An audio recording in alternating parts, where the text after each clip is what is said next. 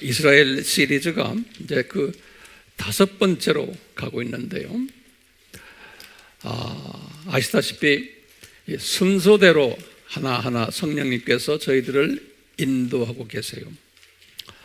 지난 시간에도 중요한 주님이 주신 말씀이 있었지요. 왜 아브라함을 가나안으로 보내셔야만 하는가라는 이 주제를 가지고 우리가 말씀을 서로 상고했는데, 오늘은 왜 아브라함과 그 자손에게 가나안을 주겠다고 약속이 아니고 언약하셨나요?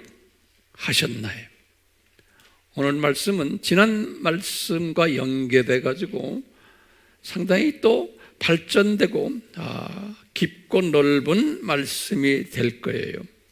그래서 지난 말씀을 이해를 못하면은 오늘 말씀 이해하는데 조금 어려울 수가 있어요.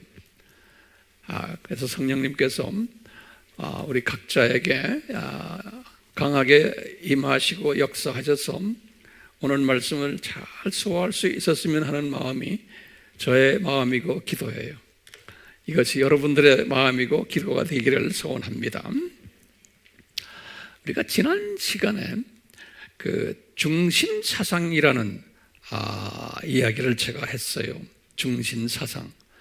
그래서 어떻게 우리가 이야기를 했냐면, 이 지구가 우주의 중심이 된다라는 이야기를 했어요.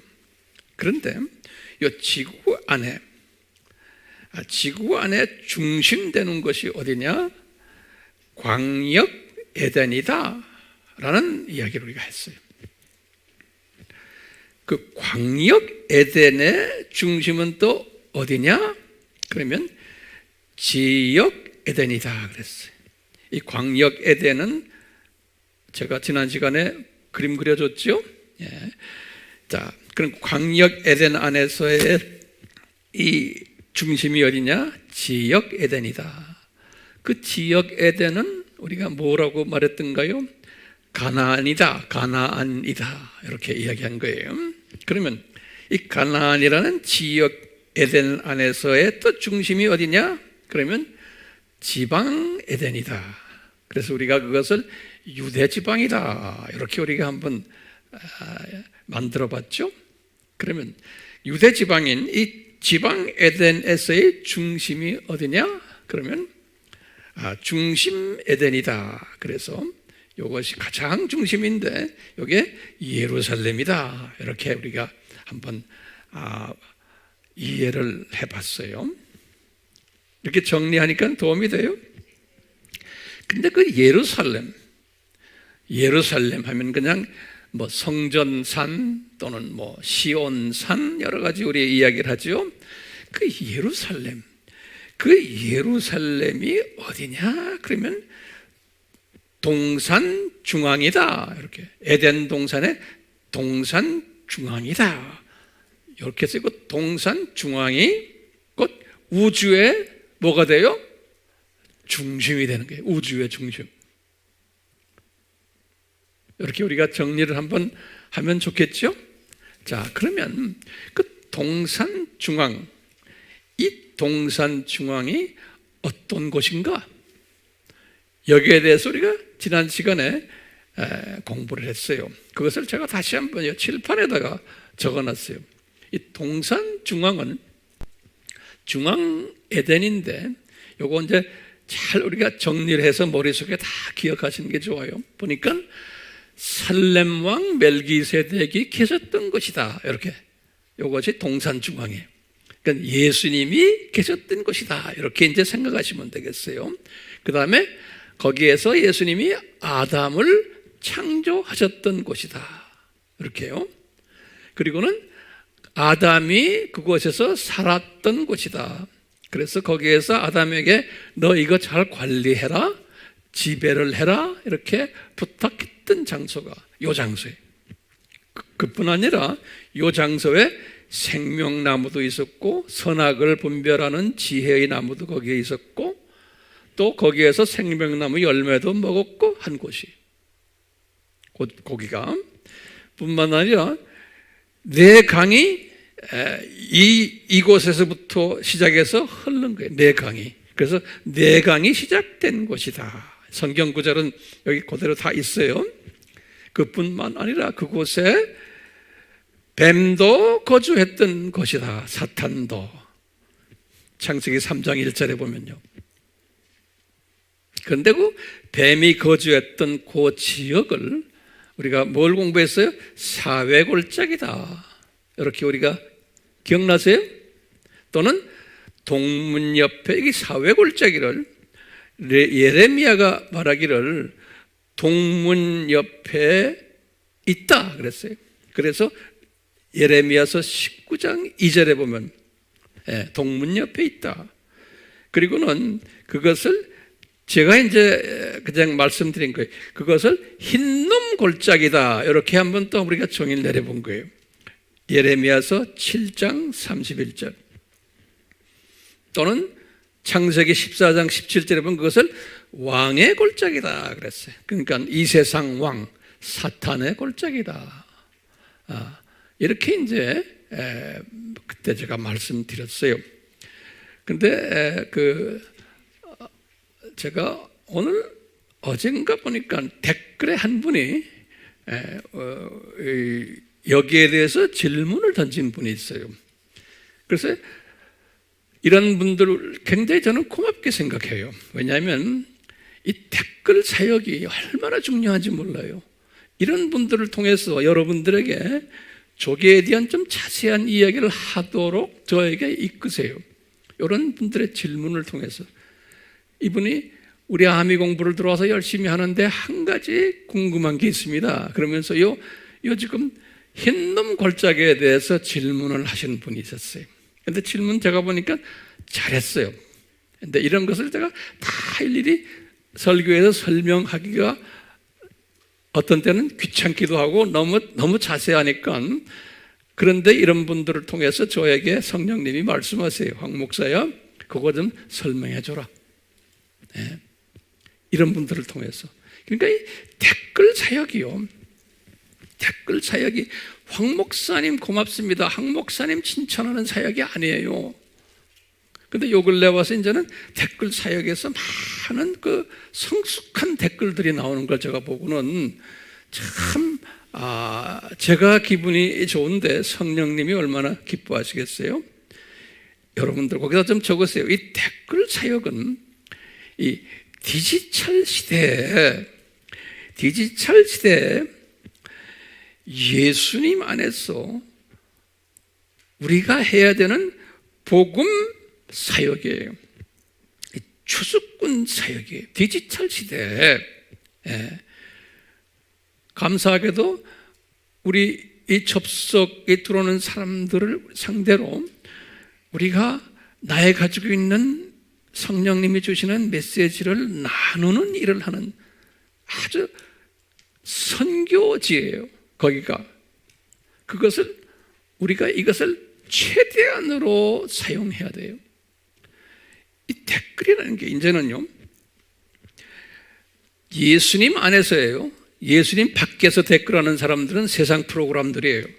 예수님 안에서, 복음 안에서 우리는요 마지막 때 추수꾼으로 그 댓글, 그것이 뭐냐면 교제의 장이에요. 하나님의 자녀들끼리, 그러니까 같은 사상을 가진 사람들이, 같은 은사를 가진 사람들이, 같은 믿음의 분량 가진 사람들이 교제하는 장소고, 또 우리보다 조금 좀 우리의 도움이 필요한 사람들에게 전도를 하는 장소예요. 거기가 뿐만 아니라 혼돈스러운 사람들에게 정돈시켜주는 장소예요.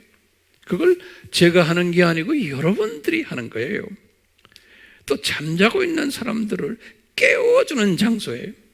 거기가요. 이 디지털 시대에 또요 격려가 필요한 사람들에게 격려해주는 장소예요. 어떤 분이 정말 멋있게 댓글을 달았어요. 정말 어떤 한 분이 질문을 던진 거에 대해서 대답을 잘했어요. 그러면 막 달라붙어가지고 그 대답 잘한 사람들을 격려해주고 칭찬해줘야 돼요. 막 달라붙어가지고 제가 말하는 얘기 제가 좀 소리 지릅니다. 그런데 그것이 아직은 우리가 좀 부족해. 그냥 나만 이해하고 그걸로 끝났는데 그게 그 안에 지금 운동장에 그 안에서 힘받는 장소고요. 그 안에서 나의 의문점이 해결받는 장소고요. 그 안에서 위로받는 장소고, 그 안에서 내가 방향 제시받는 장소고, 그리고는 비전을 제시받는 장소예요. 그 안이. 그렇기 때문에 이런 댓글의 중요성은 누가 이제 말할 필요가 없어요. 성령님이 강하게 역사해. 세상 프로그램들을 보시면 댓글이 수천 개씩 막 달려요. 별 메시지도 아닌데 수만 개 달리는 댓글도 있잖아요.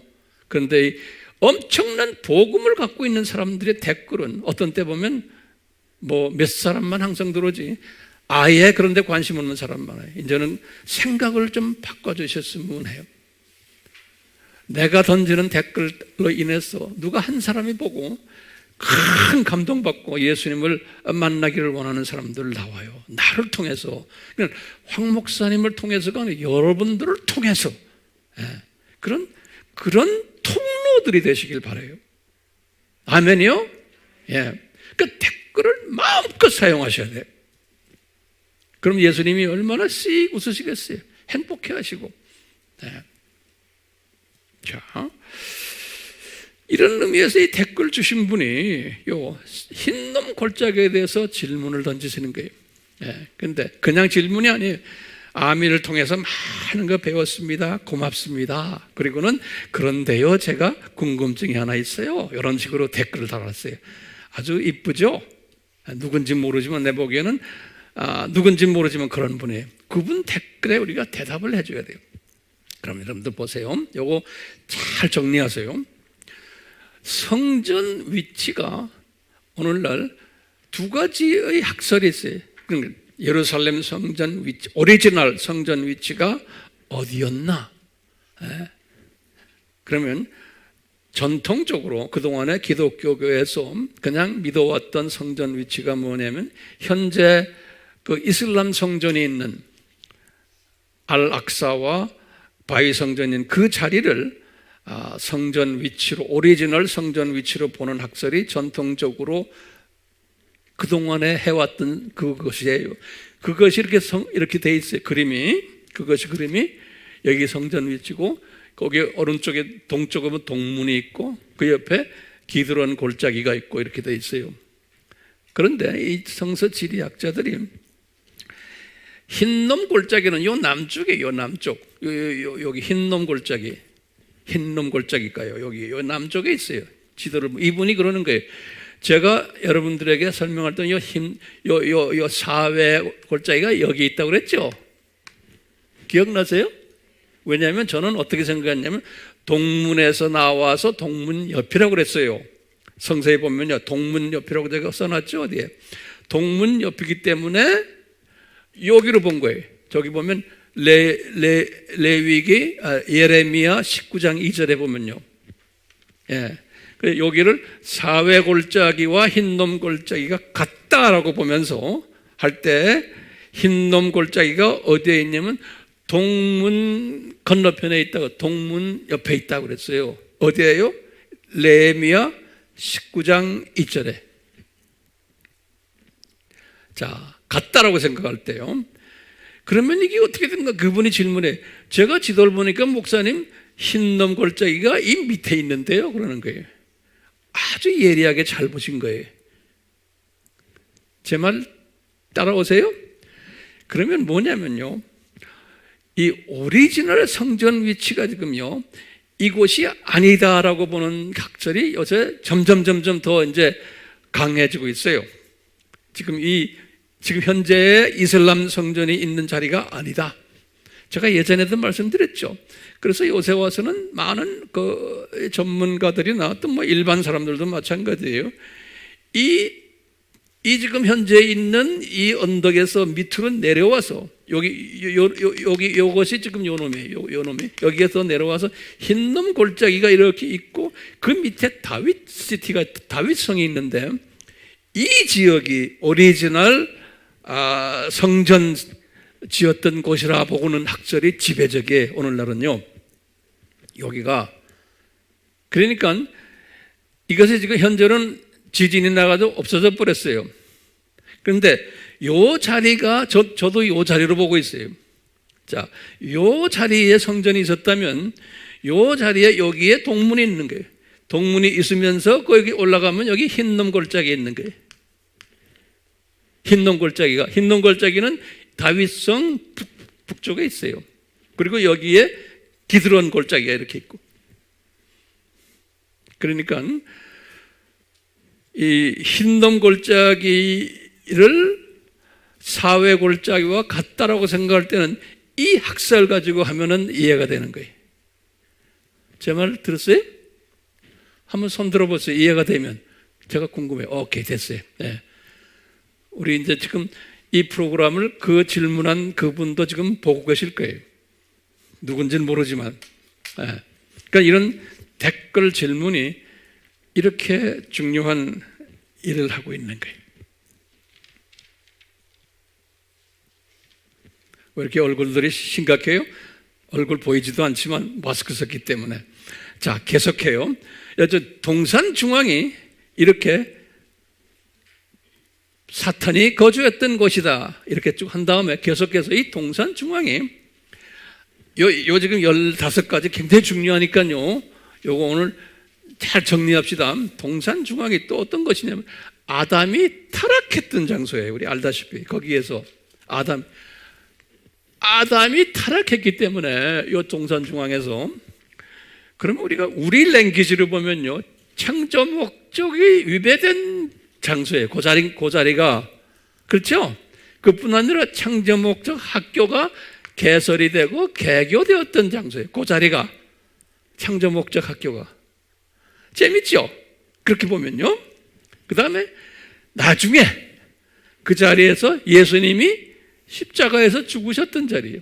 대속의 죽음했던 자리고 거기에 예루살렘 성전이 올라앉았던 자리고 나중에 아브라함은 이런 것도 다 모르시면서 그냥 이삭을 바치라고 그러니까 이삭을 바쳤던 장소예요. 모리아산에. 거기 모리아산이죠. 거기가요. 그 다음에 예수님이 거기에서 나중에 십자가에 박히셨다가 부활까지 하신 장소예요. 뿐만 아니라 예수님이 나중에 승천했죠. 그 바로 옆에 감난산에서 승천했어요. 사도행전 1장 11절에 보면. 여기 보면 감남산이 여기 있거든요. 여기 감남산. 여기요. 이 위쪽은 겟세마네 동산이고요. 여기 감남산이 여기 있거든요. 감남산. 그 예수님이 감남산에서 승천하시고는 나중에 예수님께서 그 천사가 뭐라고 하냐면 사도행전 1장 11절에 너희들 예수님이 재림하실 때 요 모습으로 요 자리에 끌고 오겠다는 거예요. 그러니까 예수님이 요 감남산 여기에서 예수님이 재림하신다는 거 스가랴 14장 4절에 보면 정확하게 나와요. 스가랴 14장 4절에 보면 예수님이 재림을 하시는데 감남산에서 감남산. 근데 감남산에 요 감남산에 내려오셔가지고 동문을 통해서 동문을 통해서 성전으로 들어가신다고. 이게 제3성전이에요. 그래서 여기 보면 동문을 통해서 들어가신다는 그 말씀이 여기에 에스겔서 43장 4절에서 5절에 보면 나와요. 예수님이 그러니까 이 학설하고 이 학설 중에서 어느 학설이 더 우리 마음에 들어요? 요 밑에 학설이죠? 요 학설이 더 마음에 드는 거예요. 그래서 이분이 질문을 던졌기 때문에 제가 이 설명을 지금 하게 됐어요. 그러니까 얼마나 감사해요, 이분한테. 성령님이 그렇게 하세요. 성령님께서 이런 사람들을 통해서 나에게 말하게 하는 거예요. 황 목사야, 설명해라. 그거. 자, 그러니까 이게 지금 몇 가지입니까? 15가지로 제가 한번 해봤어요. 그러니까 이 15가지가요, 창세 전에 이미 저는 디자인이 됐던 거라 우리가 이렇게 알고 있으면 돼요. 이 창세 전에 디자인된 것을 이 아브라함 때 이것을 다시 한번 성취하는 이것, 이 스토리가 지금 아브라함 스토리예요. 여기 지금 내가 여기 좀 봤지만요, 요 지금 우리 다 아는 거지만 요 아브라함 하면은 요 창조 목적 학교에서 초등학년 때 여기 아담 타락에서 노아까지를 우리가 유치원이다. 노아에서 아브라함까지를 초등학년이다. 제가 여러 번 이야기했어요. 오늘은 이 부분을 우리가 조금 깊이 다룰 거예요. 그 다음에 중등학년이다. 다윗까지가 이제 이렇게 해서 쭉 나오잖아요. 자, 지금 우리가 지금 아브라함을 다루고 있는데 초등학년 끝나고 이제 중등학년 들어가는 요때 기간을 우리가 지금 다루고 있는 거예요. 다시 말하면요, 요 지금 이 15개 이 질문이요, 이 15개에 관한 숨겨놓은 하나님의 신비가 요것을 학년 가면서 점점 더 구체화되는 거예요. 제가 다시 말해요. 노아도 요 15개의 신비를 어느 정도만 알고 있은 거예요.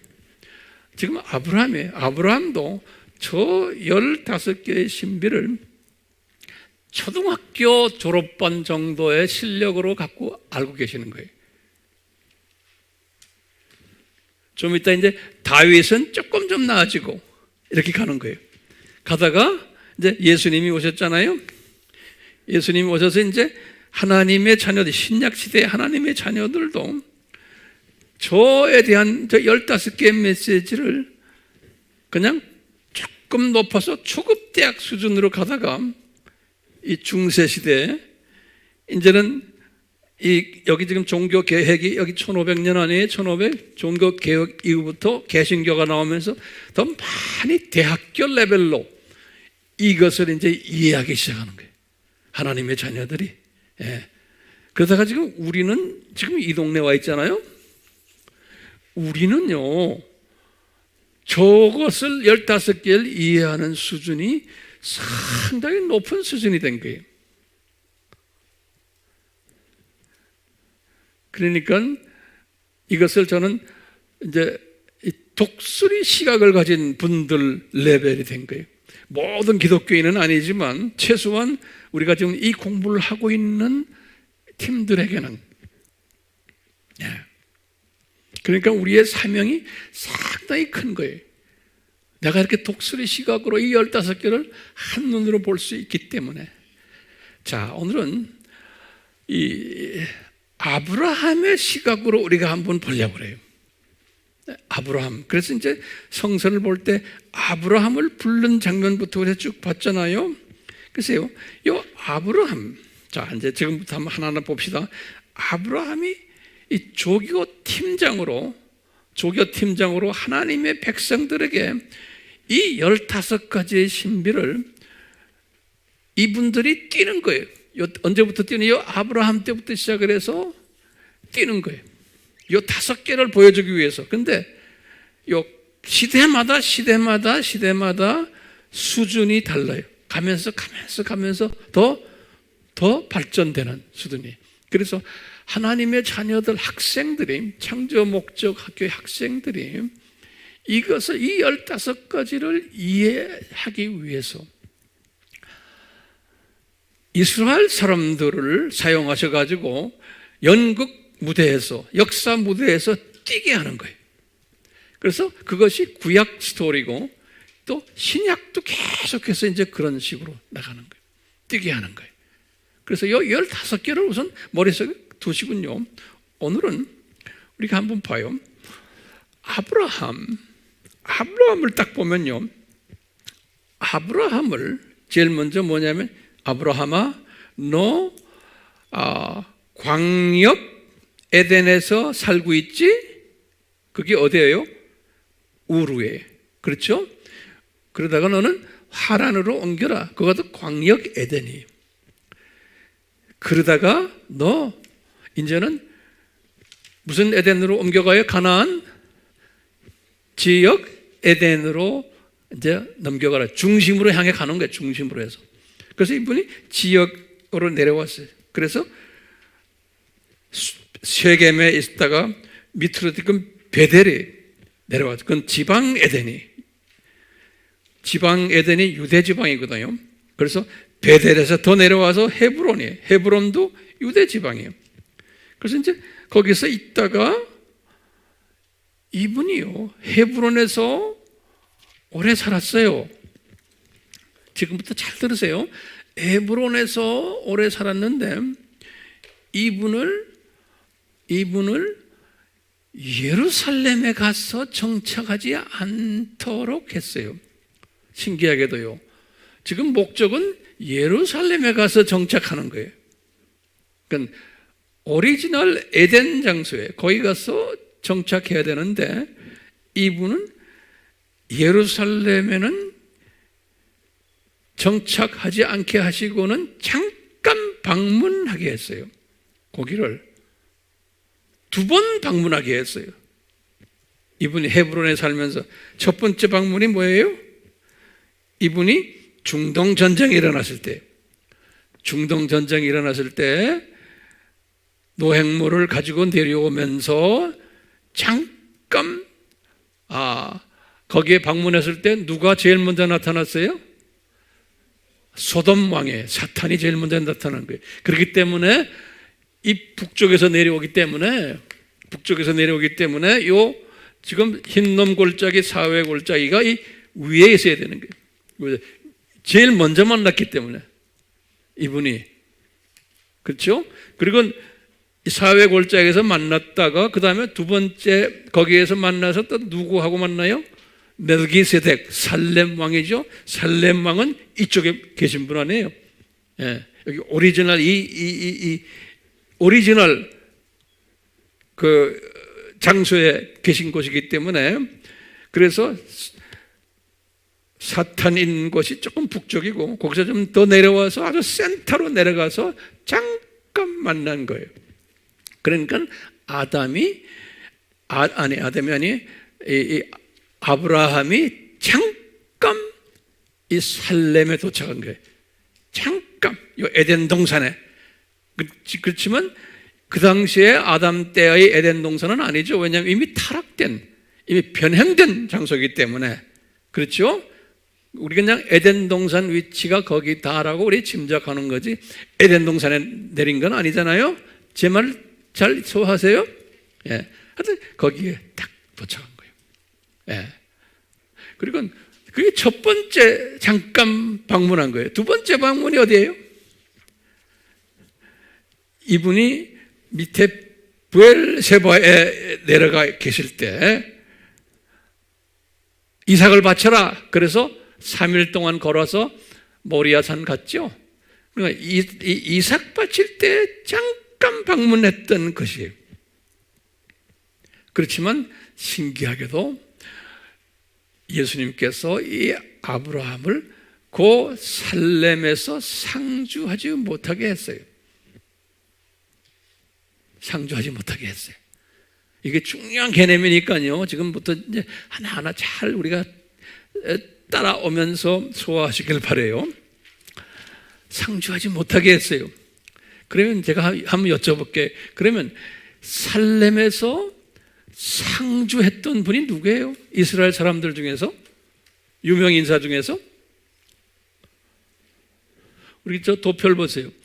지금 요 아브라함도 상주 못했어요. 거기서 그 아브라함의 이삭이니 야곱이니 또 누구예요?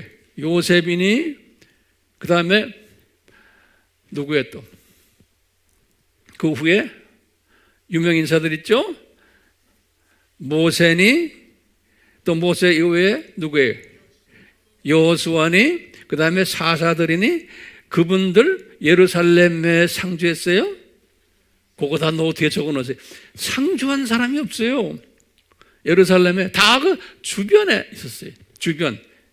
주변이란 건 뭐예요? 유대 지방 또는 다른 지방, 주로 유대 지방. 예루살렘에 상주를 안 시키셨어요. 그러다가 누가 예루살렘에 상주하게 됐어요? 다윗이에요. 다윗이 왕이 돼가지고 첫 7년은 예루살렘에서 왕 노릇하지 않았어요. 그 나머지 40년을 왕 노릇하는데 나머지 33년을 어디서 왕 노릇했어요? 예루살렘에서 왕 노릇했어요. 그러니까 다윗이 처음으로 예루살렘에 들어가서 상주한 거예요. 이 말은 뭐냐면 다윗이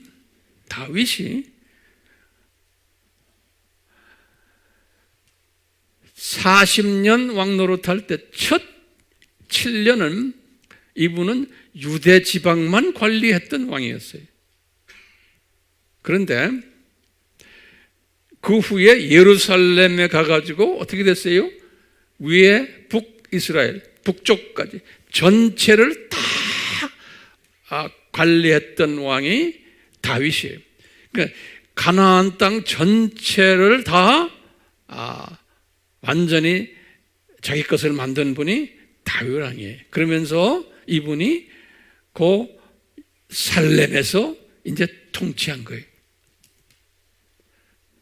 그럼 보세요.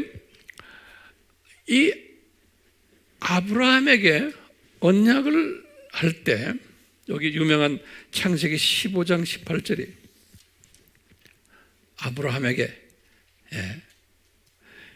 뭐라고 그러냐면 아브라함아 내가라는 건 예수님이 이 땅을 하면 무슨 땅이에요? 지금 가나안 땅을 이야기하는 거예요. 가나안 땅도 아주 정확하게 예수님 말씀.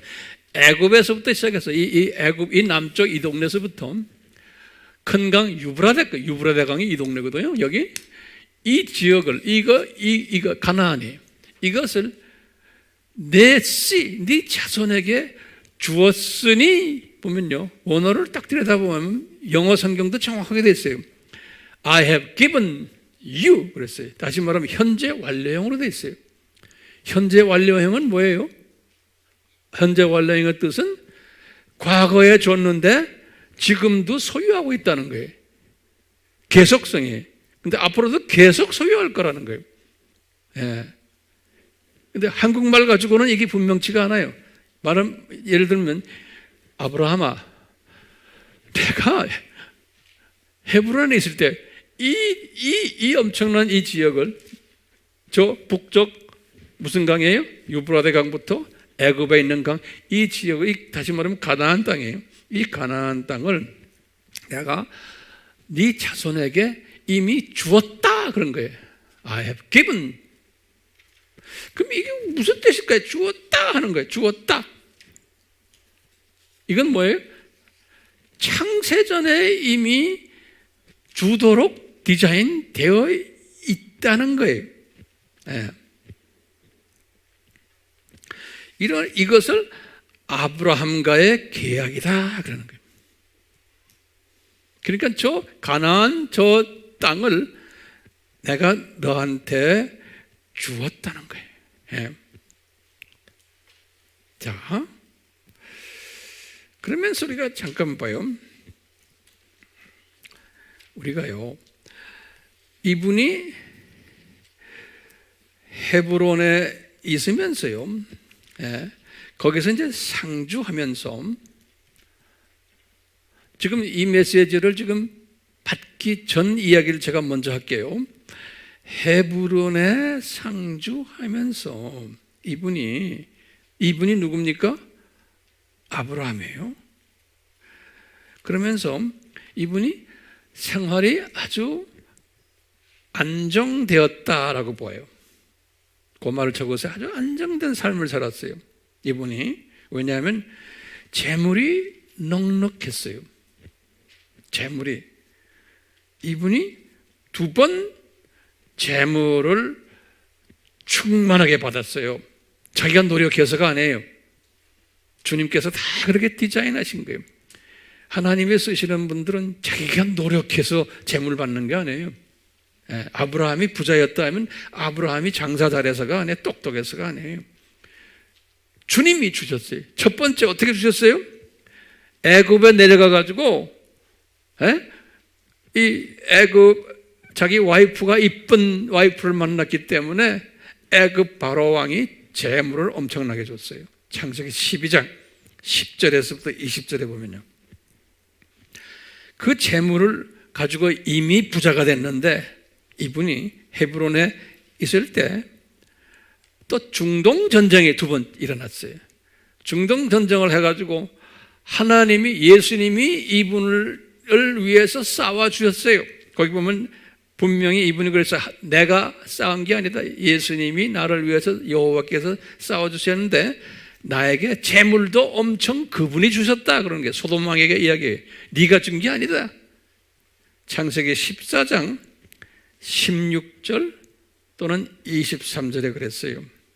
그렇기 때문에 이 아브라함은 자기가 노력해가지고 부자가 된 게 아니에요. 하나님이 사용하시는 분들은 자기 노력에 의해서 하면 지 잘났다고 그러죠. 그렇기 때문에 그렇게 안 하세요. 그렇기 때문에 이분은 일꾼들도 밑에 많았고 노예들도 많았고 군인들도 318명이나 있었고 하여튼 그런 분이에요. 그러니까 이분이 헤브론에 살면서 유지 중 한 사람으로 저는 보고 있어요. 유지였어요. 뿐만 아니라 이 성공한 이민자예요. 헤브론에서. 그런데 이분이 가지고 있었던 걱정거리가 하나 있었어요. 이분이 가지고 있었던 걱정거리가 뭐겠어요? 이분이 가지고 있었던 걱정거리가 첫 번째는 하란에 두고 온 자기 부친 걱정을 하는 거예요. 우리 부친이 지금 현재 한 105세 때 자기가 부친을 떠났는데 지금 한 5년 후에 한 110세 됐겠구나 이렇게 생각한 거예요. 그래서 동생 나홀이 우리 아버지와 지금 동거하면서 돌보겠지라고 혼자 생각을 하고 있는 거예요. 이제 돈을 많이 벌고 이제 성공한 이분이 어디에서요? 헤브론에서. 부친 걱정을 해요. 그렇지만 어떻게 할 수가 없는 거예요. 두 번째는 조카도 그동안에 걱정했는데 조카는 자기가 재물을 많이 줘가지고 이제는 완전히 딴 살림을 차렸어요. 그리고 조카는 중동전쟁 이후에 회복이 돼가지고 지금 자리매김을 하고 잘 살고 있으니까 조카 걱정도 안 하게 됐어요. 근데 이분이 가지고 있는 걱정이 뭐였냐면 아버지 걱정도 이제 동생한테 맡겼고 조카 걱정도 이제 할 필요도 없고 제일 걱정이 뭐냐면 무자식인 게 자식이 없는 거예요. 성공한 이민자였지만 자식 걱정이 제일 많았어요. 자기 부인에게도 미안하고. 그런데 아들을 가지고 싶었던 것 사실이죠. 후손을 이제 낳기를 원했는데 이제 하갈이 이제 이때 등장하는 거예요. 사라가 자기 남편이 이런 고민을 하고 있는 걸 알고는 사라가 뭐라고 그랬어요? 자기 몸종인 하갈을 남편에게 준 거예요. 그래서 아기를 낳자. 그래서 그 나온 아이가 이스마엘이죠. 여기 창세기 16장에 나오는 이야기들이에요. 16장 1절에서 2절 이스마엘이 출생한 것이 16장 16절이에요. 이렇게 하갈이 이제 아기를 낳았지만 주님께서는 이런 말씀을 하시는 거예요. 나중에 창세기 이제 15장 이야기를 보면 이 자식이 없었던 아브라함에게 예수님이 환상으로 나타나셨어요. 예수님이 그러니까 이스마엘 낳기 전 이야기 15장 1절에 그렇게 써 있어요. 나중에 이제 셀에서 보세요. 환상에서 이런 말씀하신 거예요. 아브라함아, 두려워 말라. 너는 이제 자식이 있을 것이고,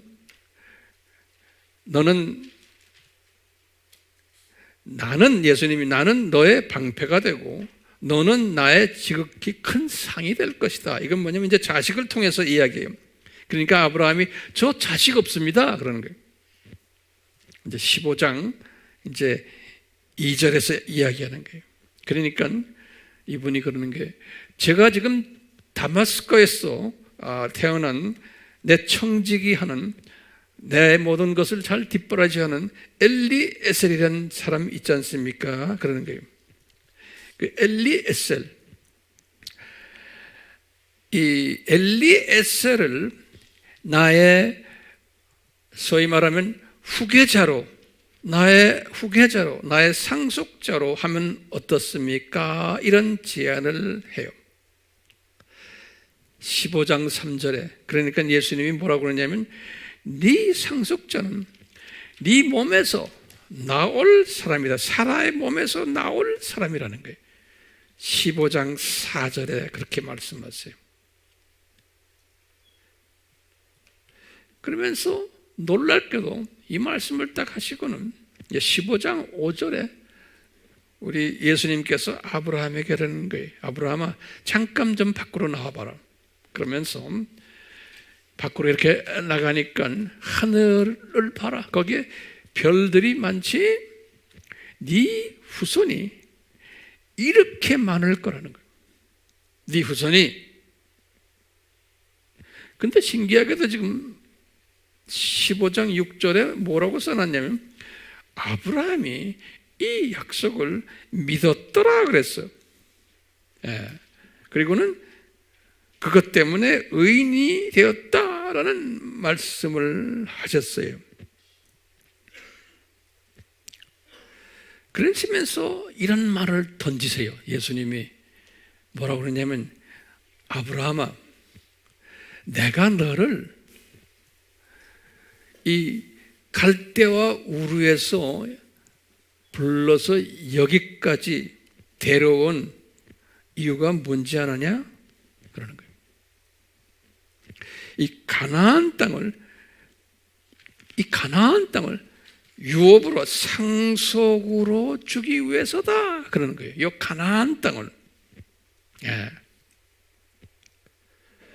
그러면서 지금부터 잘 들으세요. 조금 어려울 수도 있어요. 그래서 제가 그렇지 지금 자꾸 생각하는 게, 어떻게 하면 단순하게 내가 여러분들에게 설명할까? 그러니까 뭐예요? 예수님이 지금 아브라함에게 뭐라고 그래요? 지금 헤브론에서요.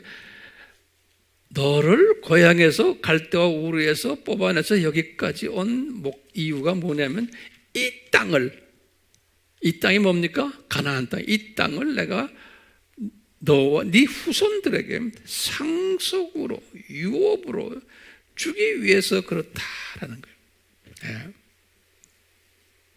그러면서 아브라함이 질문하는 거예요. 그렇다면은 내가 이렇게 상속받을 자임을 어떻게 알 수 있습니까? 라고 질문하는 거예요. 똑똑하죠? 따지는 거예요. 15장 8절에. 그러니까 이제 그 유명한 대답을 예수님이 하시는 거예요. 그 유명한 대답이 굉장히 중요한 대답이에요. 이제 뭐라고 그러시냐면, 예수님이 얘야, 나를 위해서, 예수님을 위해서 제물을 준비하라 그런 거예요. 제물을. 그래가지고는 3년 된 암소 하나, 다 3년이에요. 3년 된 암염소 하나, 또 3년 된 숫양 하나, 그 다음에 산비둘기, 집비둘기 새끼, 산비둘기 하나, 집비둘기 새끼 하나를 취해라. 그러는 거예요. 이게 다 15장 9절에 나오는 말씀이에요. 다 예수님을 직접 간접으로 상징하는 이야기들이죠. 그래가지고 이 모든 동물들을 절반으로 쪼개라 그러는 거예요. 그래서 절반으로 쪼개가지고 서로 마주보게 하라 그러는 거예요. 그래서 이제 이렇게 해놓으니까 갑자기 솔개가 덤벼드는 거예요. 솔개는 사탄을 상징하죠. 솔개가 덤벼들어서 이 사체 위에 내리고 있는 거예요. 그러니까 아브라함이 이 솔개를 쫓았더라 그랬어요. 왜냐하면 이 중요한 아브라함과의 지금 언약을 하는 과정 속에서의 제물인데 사탄이 와서 방해를 했죠. 자, 그러면서 이제 해질 때 이제 이렇게 해놓고 지금 쪼개놓고 이제 있는데 해가 졌어요. 아브라함이 깊은 잠에 빠지도록 하셨어요. 흑암의 공포가 있었다 그랬어요.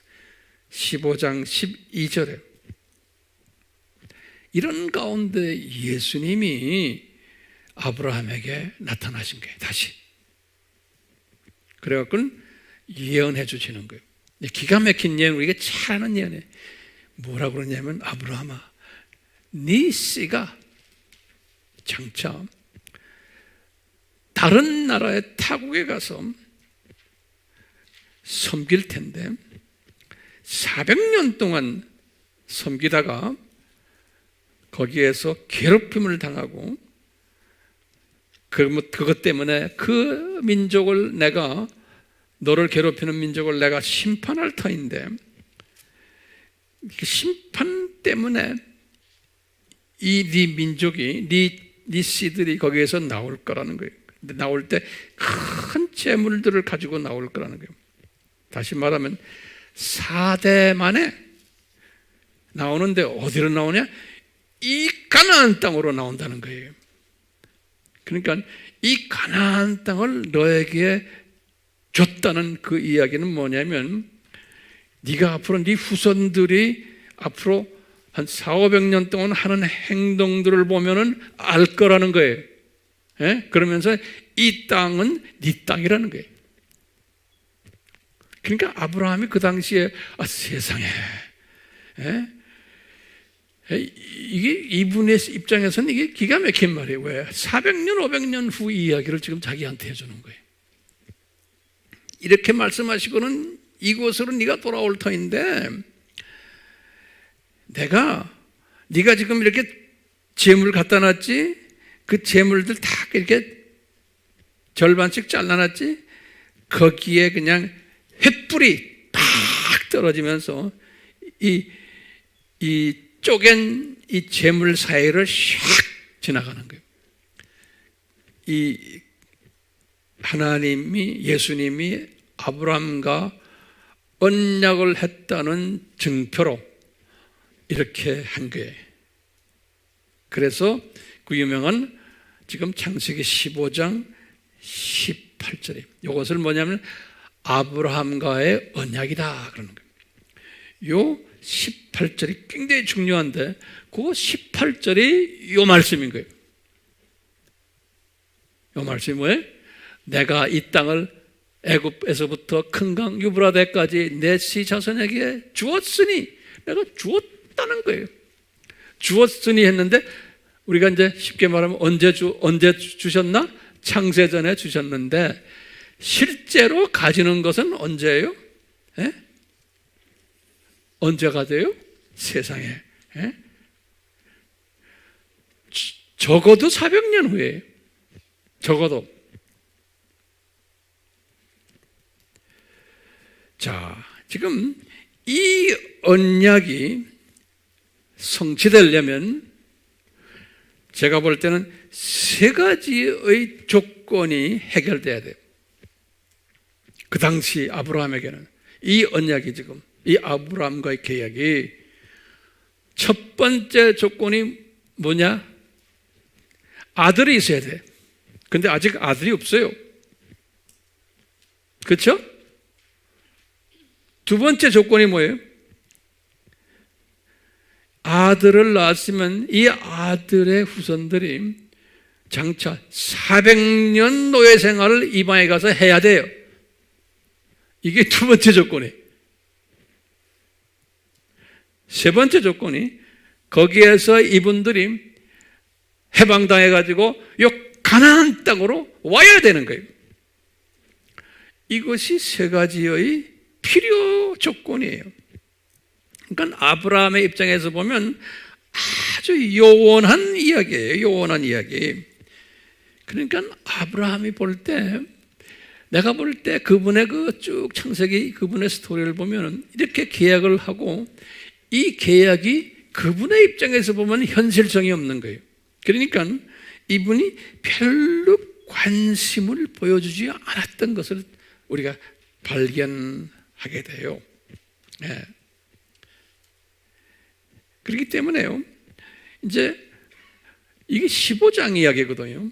그러면 이제 16장에 들어가서 이 모든 모습들을 사라가 아마 알았던 것 같아요.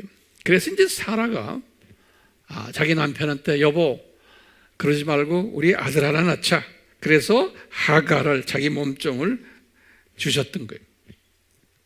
그때가 아브라함이 85세 때였다 그랬어요. 다시 말하면 가나안에 들어가서 10년 됐을 때. 네. 사라가 몇 살이었겠네요? 75세 때. 여기 창세기 16장 1절에서 2절에 그랬어요. 그러면서 이제 하갈을 통해서 이스마엘이 나오는 거예요. 16장 16절에. 그리고는 이제 17장으로 들어가는 거예요. 그 다음 장에 아브라함이 99세 됐을 때, 이제 그 다음에 그때 예수님이 아브라함에게 나타나셔서 뭐라고 그러냐면, 그 17장 유명한 장이에요. 아브라함이 99세 됐을 때, 얘야, 이제 내가 너하고 또 언약을 맺을 터인데 너는 열국의 아비가 된단다. 그래서 이름을 아브라함으로 바꿔라. 17장 4절에 그러고요. 네 마누라 사라도 열국의 어머니가 되기 때문에 사레에서 사라로 바꿔라. 17장 15절에 그러네요. 그리고는 내가 이제 사라가 1년 후에 아기가 태어나게 하겠다. 그 아기 이름을 이삭이라 해라. 17장 16절에서 19절에 그랬어요. 그 말씀대로 정확하게 1년 후에 아브라함이 100세 되었을 때, 사라가 90세 되었을 때 이삭이 출생한 거예요. 창세기 21장 2절, 5절 그러면서 요 이삭을 통해서 이제 이 일들이 벌어질 거라는 거예요. 그러니까 요 지금 아브라함과 여기서 이 네시 할 때 여기 이스마엘이 아니고 이삭을 통해서 이삭 라인으로 아브라함의 씨가 연결이 된다는 거예요. 창세기 21장 12절에 이렇게 말씀하셨어요. 예. 그러면서 이제 네 자손들이 400년 노예 생활하다가 다시 이제 돌아와서 이 가나안 땅을 너희들에게 이제 주겠다는 거예요. 여기까지가 오늘 말씀의 서론이. 그렇지만 서론이면서 배경이. 네, 이제 우리 심각한 질문이 있어요. 지금부터 도대체 이 가나안, 지금부터 잘 들으세요. 도대체 이 가나안 땅이 지금 그 당시에 아브라함이 살고 있었던 가나안 땅, 아담 타락 후에 또 노아 홍수 이후에 아담 타락 이후에 가나안 땅이 변해버렸고 노아 홍수 위에도 변해버렸고 지금 이때 그렇죠? 그때의 가나안 땅은 정말 볼품이 없었어요. 가나안 땅은 지금 이 오리지널 동산 중앙이 볼품 없이 되어버린 거예요. 예. 이 변형됐잖아요. 그러니까 알다시피 그 가나안 땅을 어떻게 만들어놨어요? 그 당시에 아브라함이 살 때도 그랬지만 거의 불모지 같았어요. 그 가나안 땅이 험준한 광야고 사막이 대부분이고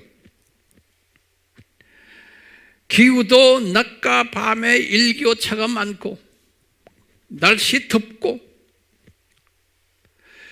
물도 귀하고 경작하기 힘든 땅이 거의 불모지며 사람이 살기 힘든 땅이에요. 이제 가나안 땅이 대단한 땅이 아니에요. 예. 근데 거기에 돌아오겠다는데요. 아브라함의 입장에서 보면 그렇잖아요. 뭘 그 대단한 땅도 아닌데. 예? 그러면요, 지금부터 보세요. 도대체 아브라함 하면 지금 이 창조 목적 학교에 뭡니까? 조교 팀장이에요. 조교 팀장과 그 팀원들이 너희들을 통해서 이 가나안 땅을 내가 줄 텐데, 도대체 이 가나안 땅은 지금 그 당시의 가나안 땅에 이 가나안 땅은 지금 무언가? 네. 옛날 오리지널 동산 중앙 이 동네가 아닌 거예요. 오리지널 지금 에덴의 지역 에덴도 아니고 지방 에덴도 아닌 거예요. 그러면 이 변질된 살기 힘든 불모지 가나안 땅, 왜 이것을 주기를 원하시는가요? 예. 왜 이것을 주기를 원하시는가? 이 가나안 땅은 무언가? 그러시면서 가나안 땅을 영성화 시키는 거예요. 그때부터 가나안 땅을. 이 가나안 땅은 뭔지 아느냐? 그것을 이제 유치원 레벨 때는 가나안 땅이 뭔지를 몰랐어요. 초등학교 졸업할 때 아브라함에게 말씀하셨지만 아브라함도 그건 가나안 땅의 영적 의미를 몰랐어요. 가면서 조금씩 알게 되는데요. 이제 우리는 이것을 이제 알고 있는 거예요. 우리는 가나안 땅이 뭐예요? 가나안 땅은 이 세상이다. 그런 거예요. 이 세상. 다시 말하면 지구본이다. 이 지구. 가나안 땅. 이 세상에. 예. 그랬어요. 이 400년 노예의 삶을 주시는 것은 뭐예요? 하나님의 자녀들이 애굽이라는 이 세상에, 또 조그만 이 세상에, 애굽이라는 이 세상에 던졌다가 하나님의 선택된 자녀들이, 다시 말하면 지금 이스라엘 사람들 가지고 이야기하면서 이스라엘 사람들의 역사 속에서 하나님의 자녀들, 학생들의 삶을 보여주는 거예요. 그래서 애굽에 보냈다가 400년 노예 생활을 했다가 다시 6월절 어린 양 예수님의 피 공로로 구원받는 사건을 그림자로 보여주는 거예요. 구원받아가지고 이 구원받은 하나님의 자녀들이 어디로 들어가야 돼요? 구원받는 하나님의 자녀들이 어디로 들어가야 돼요? 가나안으로 들어가야 돼요. 그래서 이 가나안을 조금씩 점령을 해야 돼요. 구원받은 하나님의 자녀들이. 그런데 구원받은 하나님의 자녀들인데 40년 광야 생활을 하는 거예요. 다시 말하면 이 세상을, 지구를 점령하는 일을 못하고 가나안으로 들어가서 뭐 하냐면 광야 생활을 하는 모습을 보여준 거예요. 이게 이제 일반 구원받은 기독교인들 이야기하는 거예요. 영적 전쟁을 해서 약속한 땅을, 이 세상을 복음으로 점령해야 되는데 이것을 못할 것을. 그래서 이제 40년 광야 생활을 보여주시는 거예요. 보여주시고는 이제 애굽 물을 들지 않은 거기서 태어난 2세들을 통해서 가나안으로 들어가서 이제 가나안을 여호수아의 지도하에 이제 점령하고 땅 따먹기 시작하는 거예요. 다시 말하면 이제 제가 이제 다음에 기회 있을 때 더 자세히 이야기하겠지만 이제 신약 시대에 이분들이 요단강을 건넜다는 것은 뭐냐면요, 이 오순절 다락방 사건을 이야기해요. 요단강을 건넜다는 거요. 그 성령 세례를 받고는 그때부터 이제 사도행전 1장 8절에 너희들이 예루살렘과 온 유다와 사마리아와 땅끝까지 나의 증인이 되리라. 이 말씀은 가나안 땅을 점령하리라. 이 말과 똑같은 거예요. 다시 말하면 이 지구를 점령하리라. 그래서 여호수아 때부터 시작을 해서 이제 여리고성으로 들어가서부터 가나안 땅을 점령하기 시작해요. 가나안 땅을. 그렇기 때문에 이 가나안 땅은 뭐라고 그랬어요? 한마디로 말하면 가나안 땅은 이 세상, 이 지구다. 이 가나안 땅에 누가 주인으로 있어요? 가나안 사람들이 있는 거예요. 그러니까 가나안 사람들은 누구의 예표예요? 사탄의 자녀들이 이 땅을 지배하고 있는 땅이에요. 이 세상을 지배하고 있는 게 사탄의 자녀들이. 이 사탄의 자녀들이 지배하는 이 세상에 하나님의 자녀들이 들어가가지고 땅을 뺏어오는 일이, 약속의 땅을. 그러니까 하나님의 자녀들, 이게 선교적인 차원에서요. 그래서 숫자가 하나님의 자녀들은 훨씬 적어요. 네.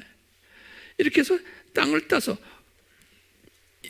언제 이 땅 전체를 다 점령해요? 언제요? 네? 다윗 때 점령한 거예요. 다윗 때 점령한 거예요. 그렇기 때문에요, 이 다윗 왕이 이 가나안 땅 아래 위를 다 점령을 한 왕이에요. 그래서 그 다윗은 누구의 상징이에요? 예수님의 상징이에요. 그렇기 때문에요, 이 다윗이 이 가나안을 다 점령했다는 것은 우리가 지금 세계 복음화를 해서 이 모든 이 세계가 이 세상이 복음화가 되면은 다윗이 나타났다는 것은 예수님의 초림을 이야기하는 게 아니고 예수님의 재림을 이야기하는 거예요. 이 세상 복음화가 다 되면은 예수님이 재림에 오신다는 거예요. 네. 이 그림을, 이 가나안 땅을 내가 너에게 준다는 그것을 해서 이렇게 보여주시는 거예요. 어려워요? 이제 여기에 대해서 우리가 더 자세히 다음에 또 이제 기회 있을 때 이제 공부하겠지만, 어느 정도 됐어요? 됐죠? 네. 자, 그런데 신기한 게, 여기 좀 이거 도표를 보세요. 아브라함이 이 가나안 땅을 너 받을 거다 그러니까 아브라함은 그 뜻을 몰랐지만 그 아들 이삭도 알았어요. 뜻을 모르고 그냥 했어요. 조교 역할만 한 거예요. 그분들의 역사를 보면은. 그러다가 모세도 알았어요. 내 생각엔 모세도 이 큰 그림 몰랐어요. 그냥 주어진 분야에서 조교 역할만 한 거예요. 모세도. 쭉 하다가 이제 나중에 사울 왕, 다윗 왕 됐을 때 이것을 다 이제 점령한 거예요. 자, 그렇지만 다윗 왕이 이것을 알았을까요? 이 신비를? 내 생각엔 다윗도 몰랐어요. 다윗도 고작 해야 중학교 3학년 정도의 영적 수준으로 저 그림을 그냥 이해했던 거예요. 다윗도.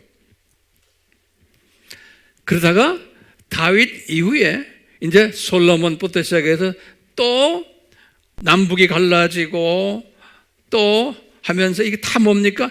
창조 목적대로 살지 않음으로 해서 또 하나님의 자녀들이 고생하는 것을 또 이때부터 가르쳐 주는 거예요. 그래가지고 그 연습을 다 한 후에 진짜 예수님이 오신 거예요.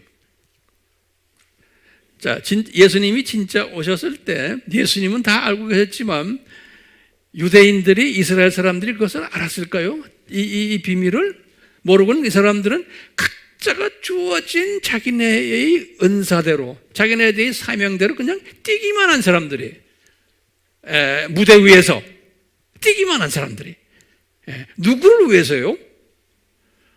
저나 여러분들을 위해서. 그런데요, 이 신약 시대에 들어와서 기독교인들이지만 이 무대에서 구약 시대에 이 사람들이 뛰었던 것을 보고도 그것을 제대로 소화했을까요? 못했어요. 그냥 부분적으로만 알고 있었어요. 왜냐하면 이게 아직도 초급대학 수준이에요. 그러다가 동서교회가 분리되고 나중에 이제 이 대학 시절에 들어가서 이제부터 이제 종교 개혁이 있고 하면서 예수님이 재림 가까이서는 이때면 이건 대학교 졸업반이에요.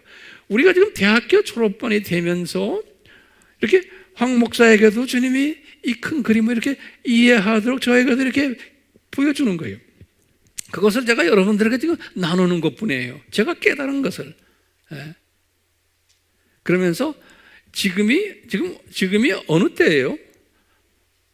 예수님이 이제 재림이 가까울 때인데 이 가나안 땅이 완전히 점령되겠어요? 어느 정도는 점령이 될 거예요. 이 세계복음화가 어느 정도는 되지만 아직 가나안 땅이 완전히 되려면은 이 예수님이 마지막 학교가 이제 폐하고는 예수님이 이제는 됐다. 이 학교가 폐교될 때예요. 요때 가서 이제 완전히 점령이 될 거예요. 가나안 땅에. 다시 말하면 세계 복음화가 여기에서 이제 마칠 거예요. 그러면서 학교가 폐교가 되는 거예요. 학교가 폐교되는 거예요. 이 큰 그림을 아브라함에게 주셨지만 아브라함은 이 큰 그림을 보지를 못했어요. 똑같이 모세도, 다윗도, 솔로몬도, 그 모든 사사, 다 유명 인사들 이걸 보지 못하고 예수님은 다 알고 계셨지만 예수님이 디자인이니까요. 예수님이 그것을 그릇에 맞춰서 가르쳐줬지 사도 바울도 이 큰 그림을 내가 볼 때는 보지를 못했던 것 같아요. 사도 바울도. 그분이라고 그래서 다 가르쳐주면 안 되니까요. 왜? 사도 바울 때가 언제냐면 초급대학 때. 우리가 미적분을 공부하려면은, 그래도 대학교 수학과 적어도 대학 공부는 끝내야지만 미적분을 어느 정도 알잖아요. 대학원까지 가야 되고 그걸 가지고 많은 또 응용 수학을 하려면요. 그렇기 때문에 제가 이걸 깨달으면서 뭐냐면요. 이 조교 팀장과 조교 팀들의 특징들이 있어요. 그거 좀 적어보세요. 이분들의 특징이 뭐냐면 큰 그림을 보지를 못했다. 두 번째는 자기에게 주어진 일만 했다. 세 번째는 자기에게 보여준 것만 보았다. 네 번째는 그 안에서 최선을 다하도록 인도하셨다.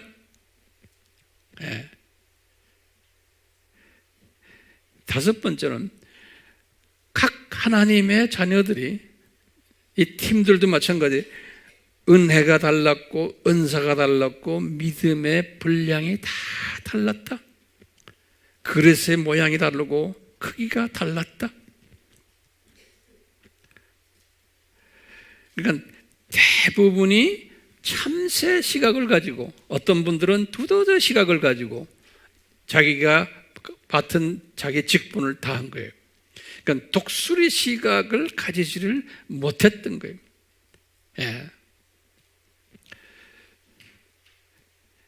그러니까 여섯 번째로 이들의 잘못이 아니다. 누구는 잘했고 못했고가 아니에요. 다 주님의 뜻 안에서. 또는 7번째로 누가 운이 좋았고 운이 안 좋아 이런 이슈가 아니라 저는 보고요. 그렇기 때문에 8번째로 이것은 하나님의 섭리적 주권 이슈다. 창조 목적 학교 교육 프로그램 속에서. 그렇기 때문에 9번째로 중요한 거예요. 히브리서 11장에 보면 이 구약에 아브라함부터 시작을 해서 그 전 사람도 그렇지만 쭉 유명 인사들의 믿음이 있었다고 나와요. 그분들이 이런 믿음 가졌다 이런 믿음 가졌다 우리 알죠? 히브리서 11장. 그러니까 이분들의 믿음이 그 당시의 상황에서 최선을 다했던 거기에 맞는 그릇에 맞는 믿음이었지. 예? 이게 온전한 믿음은 아니었던 거예요. 예. 그러니까 이분들이 믿음의 선조들이지만 분량이 다 달랐던 것을 우리가 알 수가 있어요. 제가 이 말씀을 왜 하냐면 이 큰 그림 속에서 주님께서는 이분들 다 수고를 했던 거예요. 이 구약의 유명 인사들, 또 신약의 지금 모든 하나님의 자녀들이 어떤 직분을 가졌든, 그러니까 모든 이 하나님의 자녀들이 맡겨진 사역을 다 감당했기 때문에 예수님께서는 이분들을 이제 낙원에 데려다가 한 분 한 분 놓고 다들 칭찬하시고 수고했다. 그러니까 너희들 이 학교 생활 잘했지? 어떤 학생은 아주 학점이 좋고 공부 잘하고 책 크게 놀던 학생도 있고 중간자리도 있고 어떤 사람은 그냥 F만 계속 맞는 사람도 있고 다 주님께서 필요해서 다 이런 사람들 여기 각자 처소에 각 기능을 줬다고 저는 보고 있어요. 그렇기 때문에요 주님께서 보실 때는 학생 하나하나가 다 이쁜 거예요. 그렇기 때문에 우리는 이 가나안이 주시겠다고 이 약속하신 그 속에는 우리에게 주시는 메시지들이 있어요. 우리가 학생으로서 이분들의 이것을 어떻게 이 15개 이것을 완전히 알지는 못하면서 이것을 이루는 일에 조그마한 일들을 해왔던 이런 사람들을 보면서 우리가 주님의 큰 그림 속에서 이런 일들을 하는 사람들이 우리의 입장에서 보면은 저 사람은 왜 저렇지 저 사람은 왜 저렇지 하지만 예수님의 입장에서는 다 보면 수고했다 이렇게 보는 거예요. 수고했다 이렇게 큰 예수님의 입장에서 볼 때 저는 그래요. 우리가 하나님의 자녀들이지만 각자가 맡은 일을 하는 하나님의 자녀들이구나. 우리는 이 세상에 와서 잠깐 이 훈련을 받다 가는데 이런 큰 독수리 시각으로서 우리 하나님의 자녀들을 볼 때 한 분 한 분 열심히 주님 섬기는 분도 이쁘고 중간자리도 이쁘고 아예 깽판지는 사람도 이쁘고 다 이쁜 거예요. 왜? 전부 다 공부 잘하면 이게 무슨 의미가 있어요? 전부 다 선교 잘하면 무슨 의미가 있어요? 못하는 사람도 있고 안 하는 사람이 있어야지만 하는 사람이 빛이 나는 거예요. 내가 이걸 깨달았어요. 그러니까 문제는 뭐냐면 주님 내가 같은 값이면은 잘하는 사람 팀에 들어오도록 좀 은혜 주십시오. 그러기 위해서 지금 우리 이 공부하는 건 아니에요. 이 공부 안 해도 다 하나님의 자녀들이 필요 없어요. 알 필요가 없어요. 아는 사람은 이 독수리 시각을 가지고 더 넓게 세상을 보고 하나님의 자녀들을 그렇게 보라는 거예요. 그게 누구의 마음이에요? 그게 예수님의 마음인 거예요. 그러니까 우리가 예수님의 마음을 본받는 사람은 오늘 지금 이 가나안 스토리를 보면서 앞으로 더 자세히 하겠지만 큰 그림 속에서 하나님이 이스라엘 사람들을 아브라함부터 시작해서 지금까지 별난 모양으로 다 지금 무대에서 뛰게 하시는구나. 별난 모양으로 누구를 위해서? 우리를 위해서. 이제 앞으로 더 자세히 우리가 이제 공부하게 될 거예요. 오늘은 이 별난 모양으로 다양하게 뛰는 모습들, 그리고는 신약시대에 와서 하나님의 자녀들에게 다양한 사람들이 있다는 것을 우리가 이제 깨닫게 되고는 예수님이 그분들을 다 사랑했듯이, 왜냐하면 왜 예수님이 사랑해요? 그런 분들을 위해서 예수님이 보혈을 흘리셨잖아요. 나를 위해서만 흘린 게 아니잖아요. A 플러스 사람들만 위해서 보혈 흘린 게 아니잖아요. F 맞는 사람들을 위해서도 보혈 흘리셨거든요. T 맞는 말썽꾸러기를 위해서도. 근데 T 말썽꾸러기가 필요한 거예요.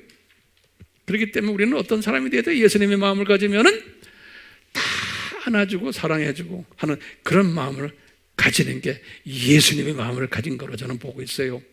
그래서 우리는 모든 사람을 그런 시각으로 보는 독수리 크리스천들 되기를 소원하면서 오늘 말씀 정리하겠습니다. 아멘? 예. 어려웠어요? 안 어려웠어요? 오 마이 갓, 진짜 실력이 있네. 예, 우리 기도합시다. 이곳에 계신 예수님, 저희들 오늘 4000년 전에 예수님께서 아브라함을 부르셔서 가나안으로 데리고 가시고 헤브론에서 예수님이 그분에게 400년 노예 생활 이야기도 하시며, 그리고는 네 백성 네 씨가 앞으로 이 가나안 땅을 점령할 것이라는 말씀을 하시고는, 아브라함은 그때 이 말씀에 별로 관심도 없었고, 그 후손들인 모세도 보면은 별로, 그러다가 때가 되어 다윗 때 이것을 이루었지만 다윗의 아들 솔로몬부터 또 잡생각을 하면서 여러 가지 불미스러운 일들을 저질렀던 이 모든 역사들을 보면서 주님, 저희들이 깨달음이 있습니다. 우리에게 지식 주시고 명철 주시고 지혜 주시고 영적 분별력을 주셔서 이제는 이 창조 목적 학기가 거의 끝나가는 대학원으로 들어가는 대학 졸업반 우리 학생들입니다. 주여, 저희들을 사용하셔서 예수님의 마음을 닮아가는 이러한 우수 학생들이 되도록 은혜 베풀어 주시옵소서. 예수님의 이름으로 기도드리옵나이다. 아멘.